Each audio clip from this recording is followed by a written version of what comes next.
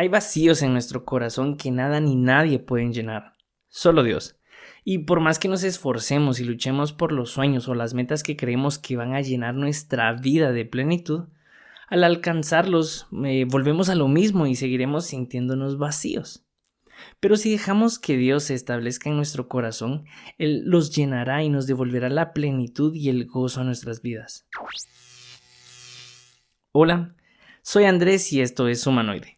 En este episodio quiero compartirles algo de lo que Dios me ha enseñado en mis devocionales diarios al leer su palabra. Desde hace algunos meses decidí dejar de leer la Biblia por requisito y empecé a leerla para que Dios me pudiera hablar por medio de ella. Anteriormente yo leía la Biblia como para cumplir una cantidad de capítulos o una meta de capítulos que me proponía, pero era más que todo para decir que yo leía la Biblia y que era un buen cristiano. Pero no dejaba ni permitía que la misma palabra de Dios me transformara al leerla. Entonces empecé a profundizar un poquito más en lo que leía y a preguntarle a Dios en cada versículo qué era lo que Él me quería enseñar y que fuera su Espíritu Santo que me diera la revelación de lo que yo estaba leyendo. Porque de nada me servía que me supiera la Biblia de pasta a pasta si nada de lo que yo estaba leyendo lo aplicaba a mi vida y no había una transformación. Desde entonces empecé a apuntar en un cuaderno todo lo que yo estaba aprendiendo y de ese cuaderno nace lo que hoy les quiero compartir.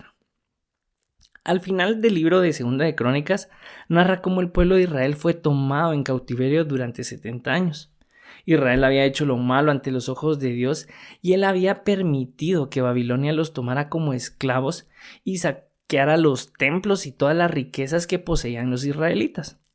Cuando terminé de leer Segunda de Crónicas iba a continuar con Esdras, que es el libro que le sigue según el orden en el que están nuestras Biblias, o la mayoría de ellas, pero al escuchar una prédica oí varios capítulos de Ageo, entonces decidí pausar Esdras y empecé a leer Ageo, que solo son 2 capítulos.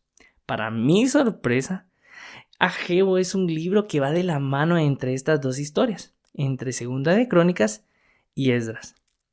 Y es que cuando el pueblo de Israel regresa de los 70 años de cautiverio, Dios le había ordenado que lo primero que tenían que hacer era reconstruir su templo, que al regresar de Jerusalén, ellos tenían que construir el templo en Jerusalén. Dios les devolvió la libertad para que ellos regresaran a casa y habló con el rey de Persia, y éste le habló al pueblo de Israel y le dijo lo siguiente: el Señor, el Dios de los cielos, me ha dado todos los reinos de la tierra y me ha ordenado reconstruir el templo de Jerusalén que está en Judá.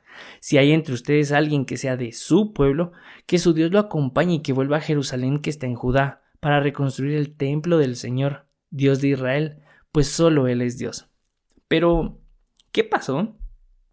Luego de haber regresado a su tierra empezaron a reconstruir el templo, pero se desanimaron por la oposición y las amenazas que recibían de parte de sus enemigos y detuvieron la reconstrucción. Y es acá donde entra Ageo, pues el pueblo de Israel dejó de reconstruir el templo y empezó a edificar sus propias casas, a llenarlas de bienes y a adornarlas, pero el templo de Dios seguía abandonado y vacío.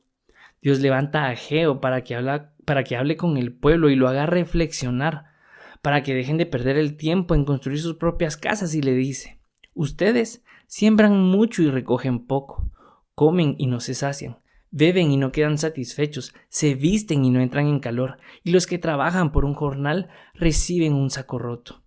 Piensen bien en lo que hacen. ¿Saben? Hemos perdido el tiempo edificando nuestras propias casas y no nos hemos quedado satisfechos.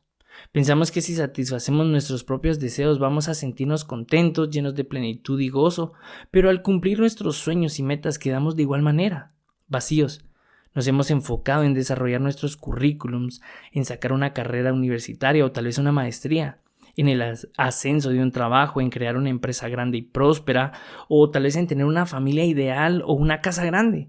Y hemos puesto nuestra confianza en cosas que solo van a ser pasajeras, en sueños y metas que se esfumarán como el viento y no van a ser eternas. Pero creemos que eso le da sentido a nuestra vida, pero no llenan el vacío que está en nuestro corazón. Y no es que a Dios no le interesen nuestros deseos y anhelos, pero Él quiere que prioricemos en lo que es más importante. Por eso Dios le habló al pueblo al salir del cautiverio y le dijo que lo primero que él quería que construyeran era el templo, pues sabía que todo lo demás traería un placer momentáneo o una satisfacción pasajera, pero no encontrarían en ella plenitud ni gozo. Por tal razón, Dios hoy nos pide que prioricemos en nuestra vida, que pensemos bien en lo que estamos haciendo y reflexionemos en dónde tenemos puesta nuestra confianza. Al igual que le pasó al pueblo de Israel, que tuvo amenazas y oposición al reconstruir el templo, de igual manera la vamos a tener nosotros.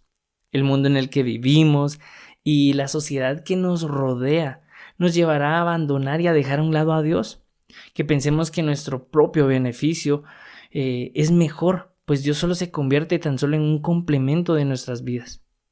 Pero cuando Dios regresa a ser nuestra prioridad, algo sucede en nuestras vidas.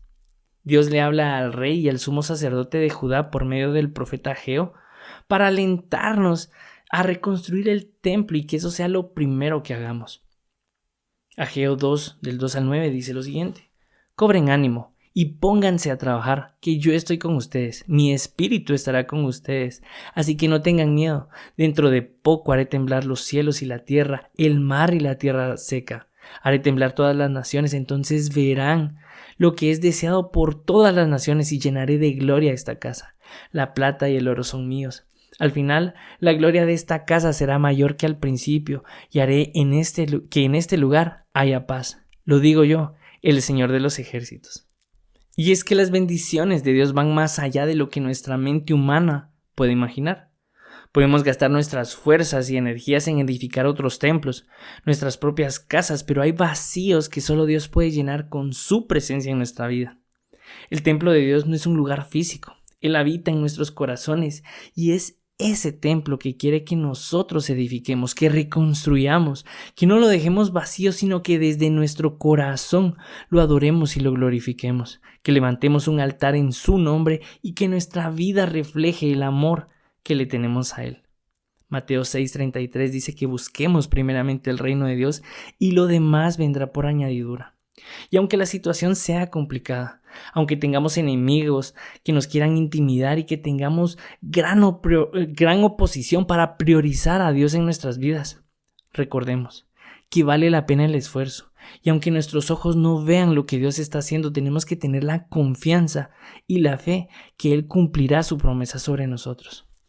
Y tal vez Dios me llamó en esta ocasión como a Ageo y utilizó este podcast para que reflexionemos y pensemos en lo que estamos haciendo, para colocar nuevamente a Dios como prioridad en nuestra vida, pues todo lo demás vendrá por añadidura.